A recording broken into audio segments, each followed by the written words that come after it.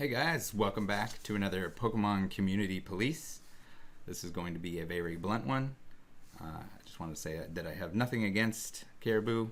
I just disagree with a lot of what she said in the video, and hopefully there's no hard feelings.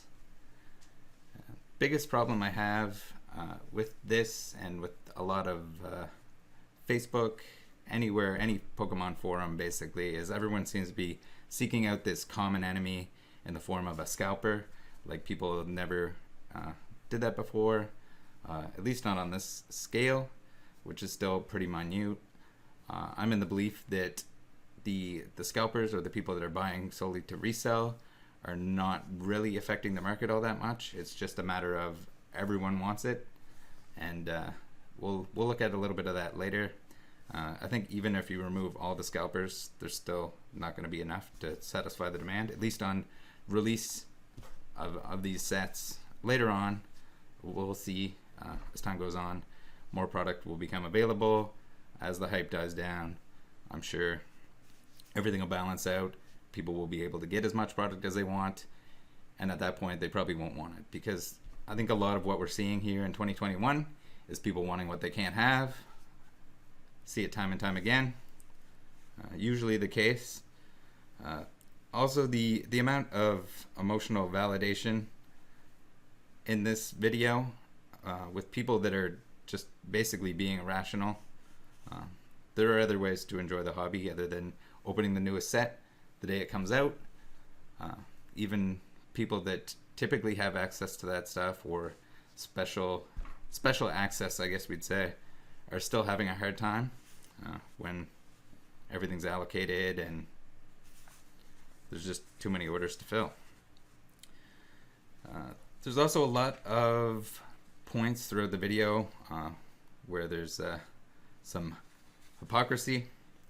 I can't state this for sure, but it seems like some fake empathy and or maybe just misguided on the information in front of her, along with probably some jealousy. So buckle up.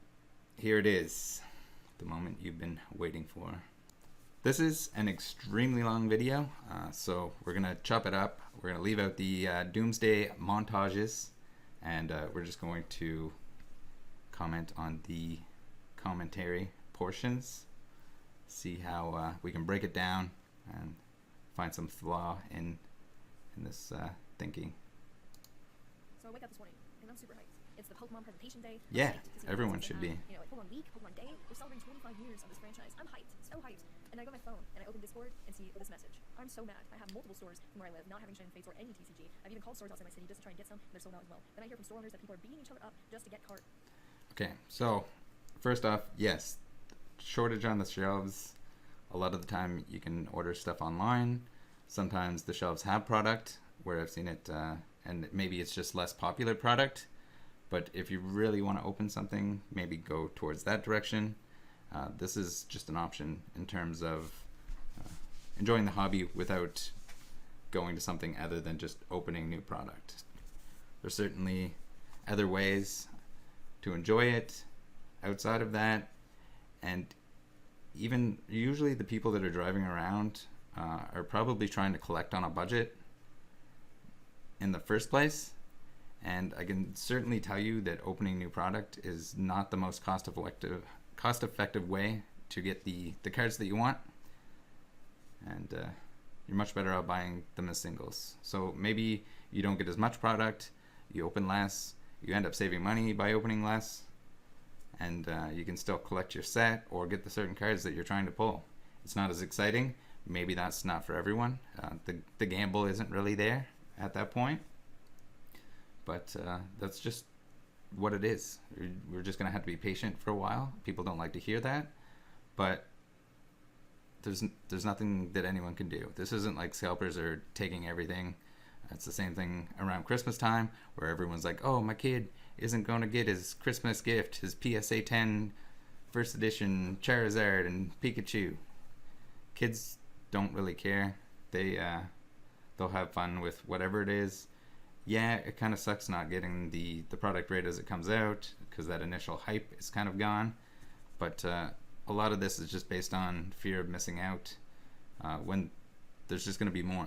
A lot of these modern sets, there's going to be more printed. They've even said so. I don't think it's immediately going to hit the shelves, but it's coming. There'll be more. Now, into the second part here, where someone hears from store owners that people are beating each other up just to get cards. So you're not like, how do you even use this as an over exaggeration? Like, some store owner told you that something, like, this is a story from somebody else that you're hearing from someone else. So I mean, I'm sure there's a case where people got in a fight, but they could have been fighting over anything. Like, someone takes the last sweet potato and this other guy really wants it. Like, they could get in a fight over it. So is this the norm? No, people are not fighting in the store. That's ridiculous. They might be mad at each other. Typically, it doesn't escalate to an actual physical fight. This is getting way out of hand. I might just give up on Pokemon altogether because it's not worth being beat up for cards. I'm very disappointed right now in that. Any advice? And I read that message. And so the advice is, be patient. You can sugarcoat it as much as you want. It's not going to help the person by saying, like, I understand your feelings and, you know, we're in this together. It's the scalpers that are the bad guys, and one day scalpers will go away. No, like, they will, but at the same time, it's not the scalpers. It's the everyone wanting more Pokemon product right now than the shelves and the production can handle. And I don't know why, because I've seen dozens of messages like this before on every single platform: Facebook, Twitter, Discord, Instagram, everywhere. Everyone is talking about this. This has been the discourse in the Pokemon world for a while now. But for some reason, when I read that message, I think it was the stark contrast between me, like, being super hyped about Pokemon and waking up, like, really excited, and then opening up my phone and seeing this message and just kind of being snapped into the reality of the situation. I just sat there thinking, like, how did it get to this point? And, you know, I haven't made this video. I put it off for several months because It got to this point because there's not enough product for the amount of product that people want. So I don't know how you think you can do anything about it. No one can do anything about it. The Pokemon company is trying to do something about it, and eventually it'll get to the point that they can handle it. But for the time being, there's just nothing that you can do. Also, all these people that are driving around, like, you hear about people constantly driving from store to store, checking the shelves and everything else. Like, think of the money they could have saved by just not going to the store constantly and checking. I don't know. People don't seem to take that into consideration. And they burn half a tank of gas driving to stores, and maybe they could have paid a little bit extra, got it from their local game store or somewhere online, a little bit extra for the pre-order. The reality is, just if you really want to open product in 2021, at least at this current point in 2021, you're gonna have to either open less or I don't know, just put more money into it, because that's what it is. You're paying extra because other people want it just as bad as you do, or if not more, if they're paying for it. I'm like, whatever, you know, everyone's talking about this, scalpers banned, don't buy from scalpers. Like, what am I going to say that's going to contribute to this conversation besides a few couple little different things here and there? I'm just going to keep doing my thing, making happy videos, doing openings, whatever. And then I realized, you know, the reason I could just put off this video, like, oh, whatever, I'm just going to keep doing my own thing, is because I'm in a position that isn't being affected by this right now. You know, I'm not one of those people who's sitting there trying to find product and driving hours and hours to stores. No, like, people shouldn't be driving hours and hours to stores. If you're out at the store and you'd like Pokemon product, then yeah, do it. Or I guess if you have nothing better to do than drive around and try to find something on a shelf for, like, when the distributor is there stocking it up, or I guess with other stores in the case of the store itself stocking. It doesn't make any sense. Like, Pokemon is still going to be around. These sets are all going to be printed more. I can almost guarantee it. The only thing you're missing out on is opening now. So it's a trade-off. Do you want it now? Do you want to pay more for it now? Or do you want to just be patient and wait and get it at a cheaper price? And typically the answer is they want it now, but for the better price. That's not necessarily the option. Trying to get product at MSRP because you can't find it anywhere without it being scalped, or having to pay market price, which is now triple MSRP. I wasn't being affected by that. So, I mean, the reason that you're finding it scalped and not finding it elsewhere is someone's not necessarily going to go buy something off the shelf if they want it and it's worth more, they either want to open it themselves, or in the case that somebody just either buys too much, overextends, or they're buying in excess. Maybe they just wanted to pull something specific and then they sell off the rest. I don't know. You just have to basically stay away from it unless you get lucky and find some right now. That's the best advice you can get.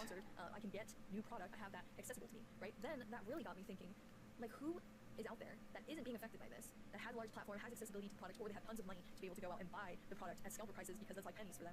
Who is out there saying anything to stick up for the mass majority? Like, what? They can't stick up for the mass majority. There's nothing that they can do. This is just the market. There's not enough product for the amount of product that people want. What's going on with people right now? Any advice? Question mark, question mark, question mark. I read that and I'm like, what do I even say to this right now? What can I say to this that is going to change this person from Tell them to hold tight altogether? And then I'm like, a lot of people feel this way right now. People are literally leaving the hobby of Pokemon that they loved for years and years and years. That's the thing too. People are leaving the hobby. People that were in the hobby and truly enjoy the hobby are not leaving because there's a product shortage at the moment. That's ridiculous. Someone that maybe has some temporary interest, that thinks that they need Pokemon right now, maybe it might cause them to leave a little bit earlier.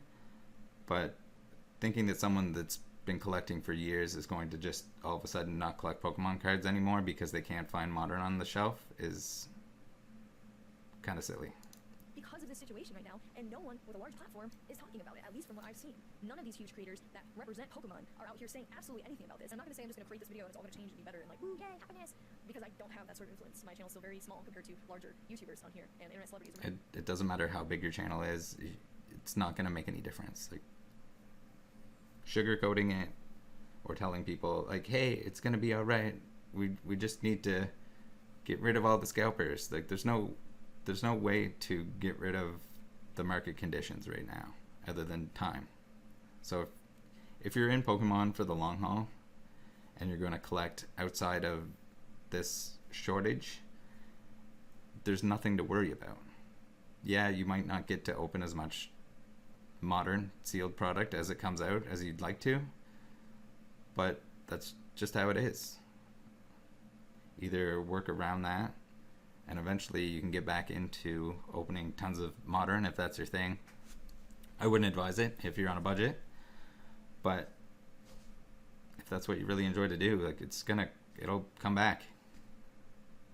Whatever. But at least I'll know that I put it out there and I did this on my platform to try and improve things because I have a lot to say and hopefully it goes well. So that's why I'm making this video right now, because I want to help. So you can't help. that was a lot. Let's get into this. Alright, ditto.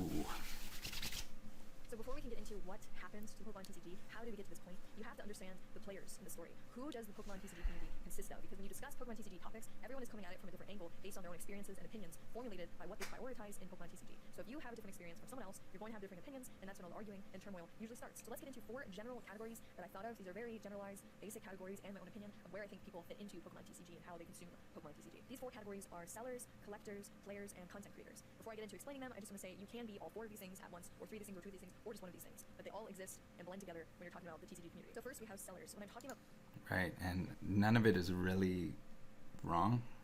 I mean, it sucks if people are buying Pokemon product and have zero interest in Pokemon in general, but that's just kind of what comes with the market.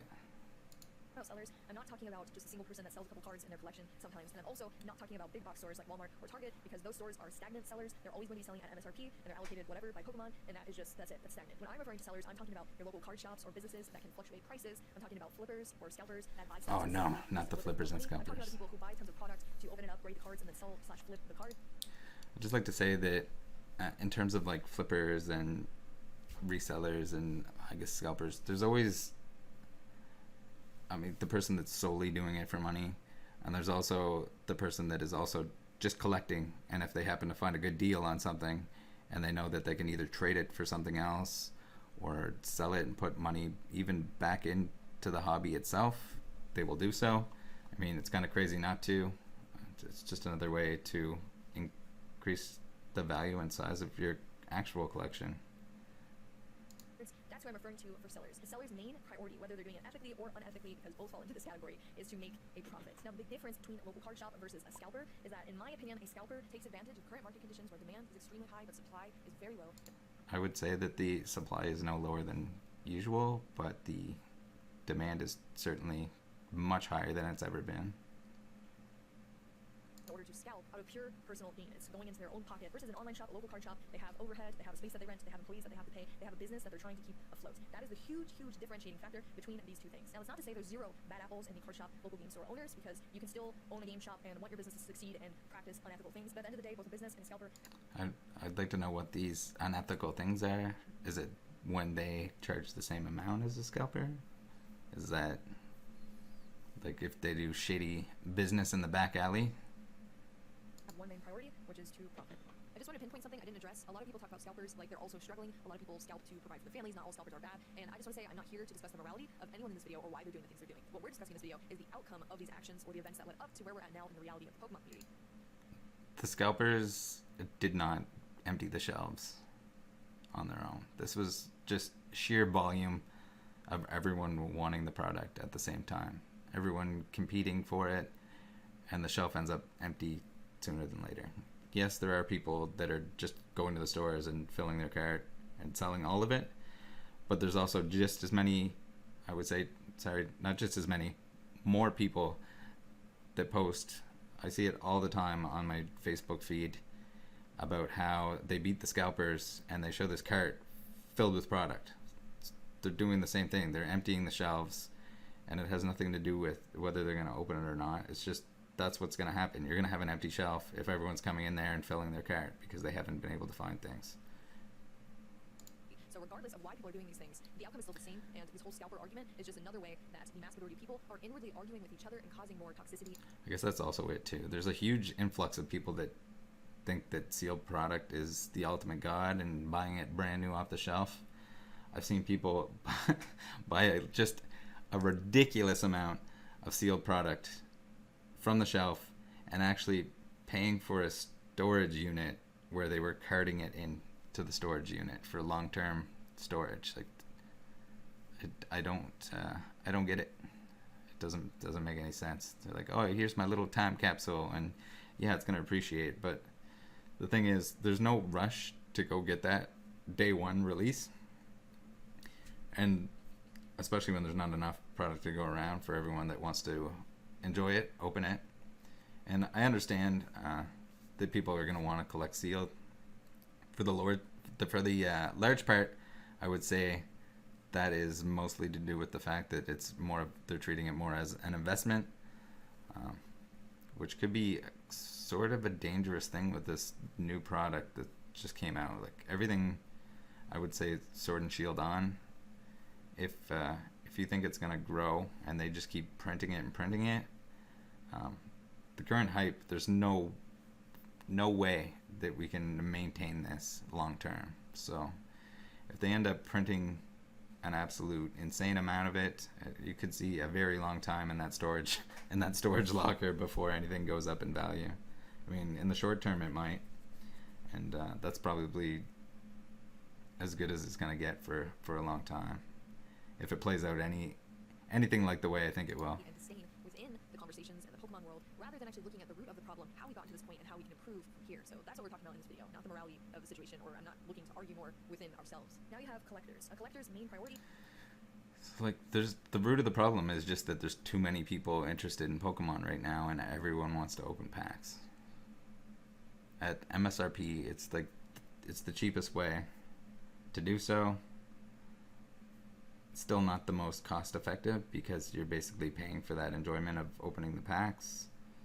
People don't like to hear that maybe you just have to open less of that for the time being. That more will be coming because they don't want it later. Is to increase their collection, whether that be sealed product, cards or sets, slabs or rated cards. They'll keep stuff sealed, or they will open it up to try to chase cards, have fun opening product, complete sets, trade cards. They form their collection based off their own personal enjoyment in the hobby. Right. And the people that are collecting sealed, the modern stuff, there's no there's no reason why they don't want to hold out. I mean, if they want to pay extra now, then they could. But there's no reason they can't wait for reprints on a lot of this stuff. That'll probably happen.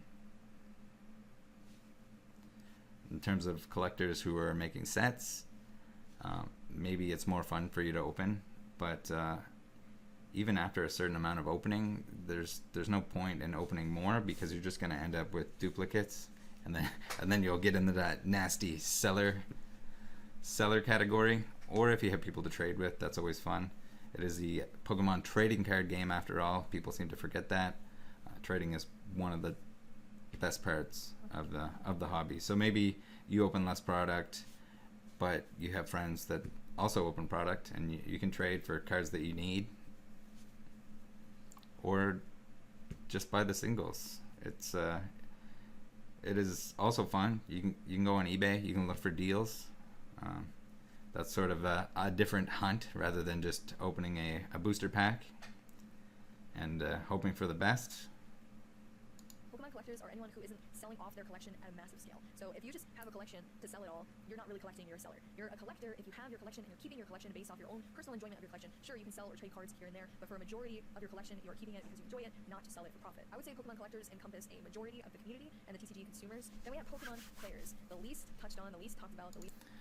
Alright, so the selling thing, it's really up to the person. If they have duplicates and they don't want duplicates, go ahead, sell them. If you have cards that you don't want, go ahead, sell them. It is what it is. If you want to have a tiny collection and sell most of your cards off to fund other things in your collection or fund other things in life, by all means, go ahead. It doesn't matter if you want to sell it all at some point and then you get back in later. It's completely up to the person. However they enjoy the hobby, let them do their thing. Least acknowledged in the Pokemon TCG community, and these people's main priority is to enjoy actually playing the Pokemon trading card game. Players are the core of the Pokemon hobby and what keeps Pokemon alive outside of the shiny Charizard chase card. Okay, core of the Pokemon hobby might be a little bit of a stretch. I do enjoy the TCG, but I would say that it's not even necessarily the top reason why the cards exist. Sure, it helps. It adds another aspect to it. Certainly in Modern, they probably have more of an impact than the older stuff. But even then, some of the play stuff varies the prices. But overall, the collectors are essentially what's going to create a market price for anything, any card. Even if the playability of something has an impact on it. The future of the Pokemon TCG, the sets. There's been countless garbage tier TCG Charizards that all end up being extremely valuable. The influence those sets and cards have on the meta. All of this is formulated around Pokemon players. Players are also the hearts of the community. Pokemon Worlds is the largest Pokemon event. It's a global event that unites all the Pokemon players and lovers of the TCG and the BGC and Pokemon Go, and you all get together and just enjoy this hobby together. Players can either be casual or competitive. So, Worlds is sort of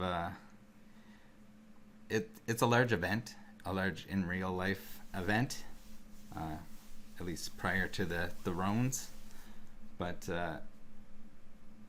that's only a small fraction. It might seem like it's a lot of the Pokemon community itself, but that's just a drop in the bucket compared to how many people are collecting and playing and enjoying Pokemon elsewhere.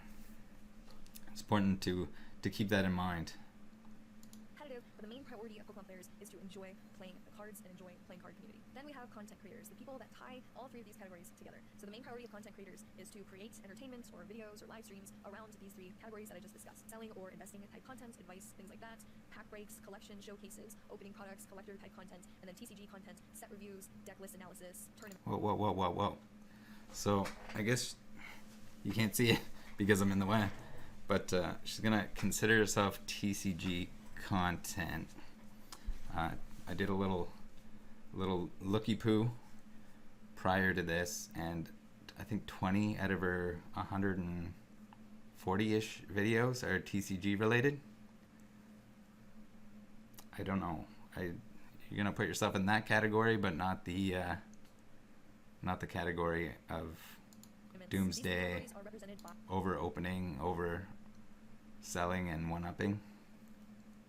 faces in the community, large YouTubers, Twitch streamers, people on Twitter, on Instagram. When I discuss content creators, though, I'm mainly talking about not just someone who has an Instagram page where they post Pokemon. I'm talking about people whose full-time job it is to create Pokemon content. They're paying their bills and living their life based off creating content surrounded by Pokemon. The largest Right. Pokemon And creators there's nothing wrong with that. are the face and the content that people see when they're entering the Pokemon community for the first time, and it's the information and the entertainment that people get who already exist in the Pokemon realm, like all of you watching me right now.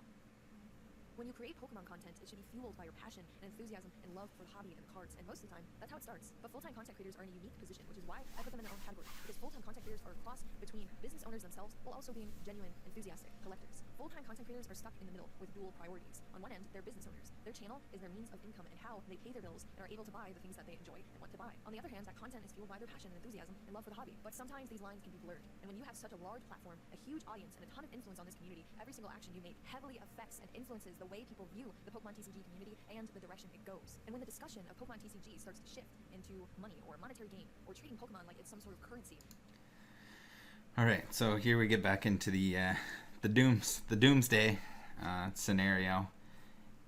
There's absolutely nothing wrong with anyone wanting to over sensationalize their videos. It's not really something for me in terms of the mouth open thumbnail with the X dollars and booster boxes tucked everywhere. But if they want to do that and it works, and if people are clicking on it and watching it, then obviously that's what people want. Is there anything wrong with that? No, not really. When it gets into predicting the future and giving people advice when you probably shouldn't, I would strongly disagree with that. But rather than a hobby that you got into and love and enjoy. Content creators are left in a position where it becomes more profitable for them to post videos of them opening hundreds and hundreds of packs worth thousands of dollars day after day and always having to one-up themselves monetarily over and over again. Unfortunately, this content shift is what leads to new people entering the Pokemon world and seeing that this is where Pokemon is, this is where it's going. And if you can't buy hundreds of packs worth thousands of dollars, then you can't compete. The same audiences that are struggling every single day to collect and enjoy a hobby that they love so much are the same audiences consuming. I would imagine that most of these people that are getting the boxes aren't necessarily getting the boxes from the shelves this type of content in a department store, but the more money and exposure these content creators get for this type of content, the more they're going to make it, influencing new people, online personalities, celebrities, news outlets to treat Pokemon like all it's good for is making money off of, encouraging everyone else to go out and do the same, and they will continuously tap into this audience over and over again to make as much profit as possible until the largest influencers and faces of the Pokemon world change this. Oh, we got a barking dog. Yeah, I don't know. That's the game. Snowball into oblivion with more and more clickbait, and the direction that they're pointing the Pokemon community in, nothing is going to change. And as long as we continue to validate this type of content with likes, views, and comments, they're going to continue making it because we're putting the money into their pockets. So the solution is don't watch it if you don't like it. There's no way to, as one person, control what's going to happen with this stuff, because it would take everyone not wanting to watch it, and people want to watch it. If they want to hear about how they can have a money bag, is to create the entertainment based on whatever faction of Pokemon they're in, right? So whether they like the collecting side, the TCG player side, whatever, that's their main priority, is to create entertainment for others. But what if their main priority is to profit, just like a store or a scalper? What if that's their main priority, and the way they found how to do that is through creating the content they create? What? The person that's creating the financial content is profiting from it? I guess.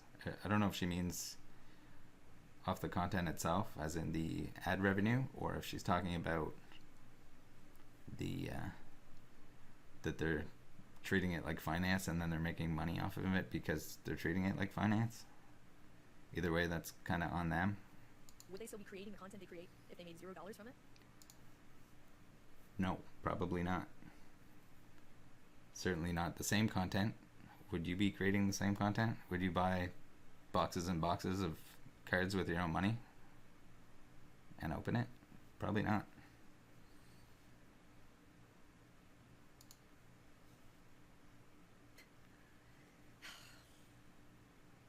So let's get into what happened.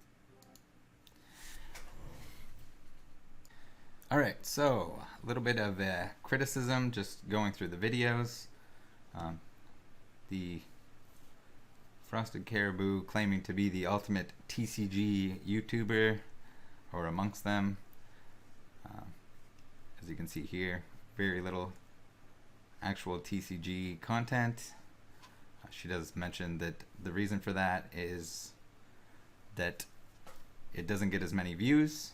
I'm going to call BS on that, because almost every instance here where we find the TCG content between the other videos.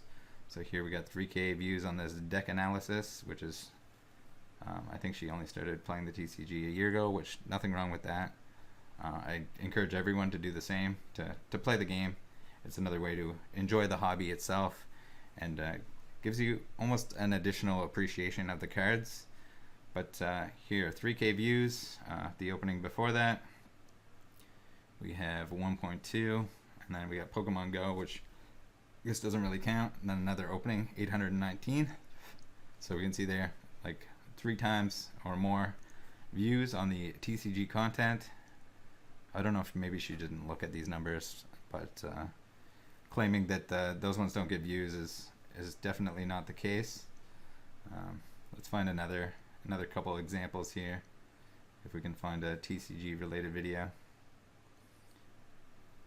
I think largely the reason why you would make more opening videos than TCG videos is the fact that it's going to be way easier to open a box of Pokemon cards on camera than it is to go through looking at looking at a deck, or doing some sort of TCG analysis or set analysis. Much more time consuming than just cracking some packs. This one here I guess only has 10K compared to the others around it, but still keeping up for sure. And I get into the same thing. It's very easy to open Pokemon cards. Not so easy to put together a extensive video of any kind, especially not one that's providing important or valuable information in the TCG, especially if you're not an absolute expert in it already. Alright, so it's pretty hard to find the deck analysis. So this one here is I guess it's just a sub video, but it ended up with many more views than the previous. I thought there was a couple more here, but while we're here, I guess we can pull our attention to this video right here that I thought was kind of funny, because for somebody that's so concerned about the stores being empty and people not being able to find product and quitting the hobby and fighting each other, we have this one here called Buying and Opening Every Pokemon Card Pack from 5 Stores. Now, I can't imagine what would happen if you bought every card from 5 stores, and let's say a kid is at that store and he wants a Pokemon product. Well, guess what? He can't get one. And that's for the sake of a video. Apparently it's fine to bring them all home and make a video with, but not fine if you're in 2021. And alright, what else while we're here? I guess she gets on to the point that the thumbnails and the videos are just trying to outdo each other, but at the same time she's opening mass product to the point that sure she did a giveaway at the end of the video, which seemed a little out of place, and isn't really any way to solve the problem other than trying to get some points as being a nice person, I guess. For the vast majority, that's not going to put product on the shelf for people that want to buy it right away. So like insane things like opening 130 packs. I thought there was one where she opened a ton of like Champion's Path, which would have been it's like opening the most Champion's Path. So yeah, opening in excess is going to do the same thing, but you can't really blame anyone. Oh, here it is, 1,200 packs of Champion's Path. So people were hard pressed to find Champion's Path when that came out. but you're opening 1,200 of them. I don't know. I don't care that you are, but at the same time, can you really be upset with people that are buying in abundance or reselling or whatever they want to do with the cards they buy? I think mentioning vintage product and showing prices of first edition base Charizards is a little ridiculous. That wasn't really something that was affordable in a 10 to begin with. So now with the price 10xing, I mean, it makes it less obtainable, I guess. But I think obtaining cards at that value is sort of something that isn't going to be for the majority regardless, especially in a high grade. It's important that everyone remembers to collect within your means. I remember at one point in time, years ago, nobody wanted anything except a 10. People like PFM were LOL'd at because they collected 9s, but at the same time, he amassed a huge collection. Now those 9s are worth more. So it's a matter of collect what you want. If you really want the high grade, I guess you can pay for that. Pay the premium on that if it really means a lot to you. I also think people seem to lose track of the fact that grading companies are just an opinion. Nothing against the people that are grading, but it's not like every person grading Pokemon cards at these companies is the ultimate expert and has time to go over your card top to bottom. You see countless times where they make mistakes,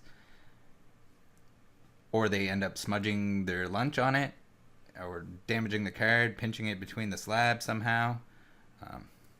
Especially with the wait time right now, I don't understand how anyone, other than the fact that maybe they want to resell, wants cards graded, or in slabs, as the youngins would say, because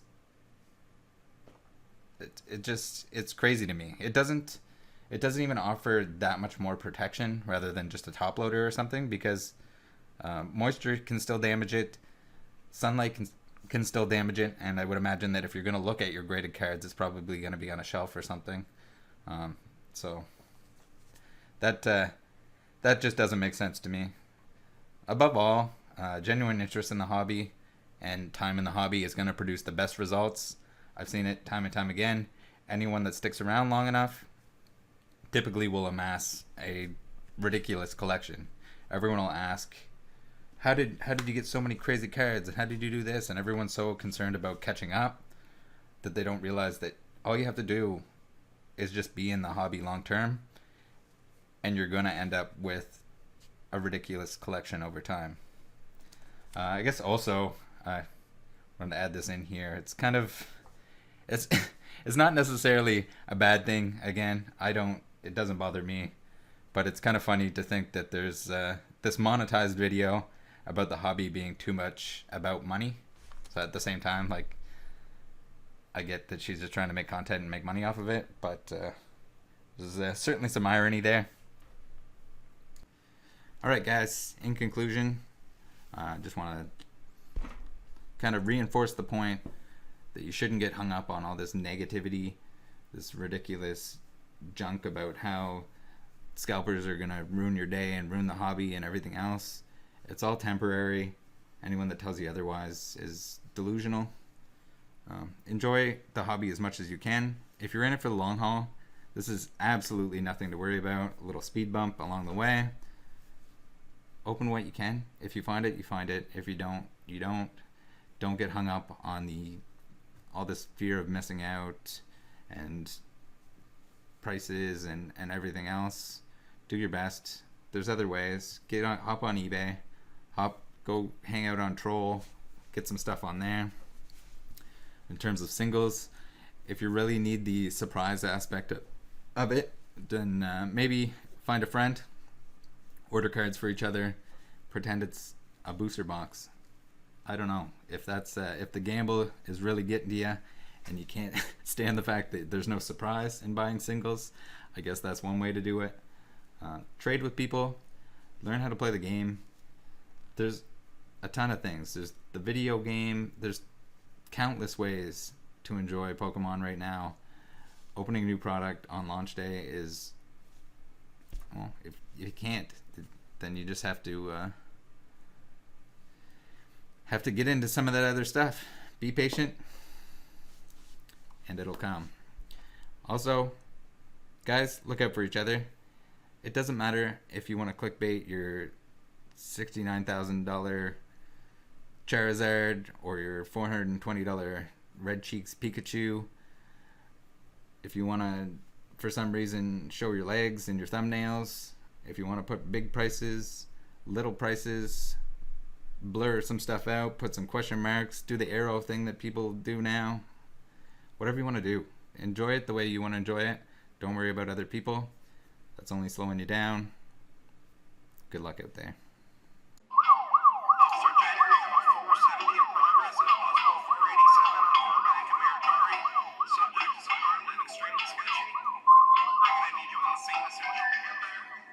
Shady folk, look at all the bad seeds. Scammers on the loose with a mile-long rap sheet. Doing all these bad deeds, call the police. Talk to Sarah Jenny coming and she cleaning up the streets. Put them up in cuffs where they never be released. Pokemon fans can't be the sigh of relief.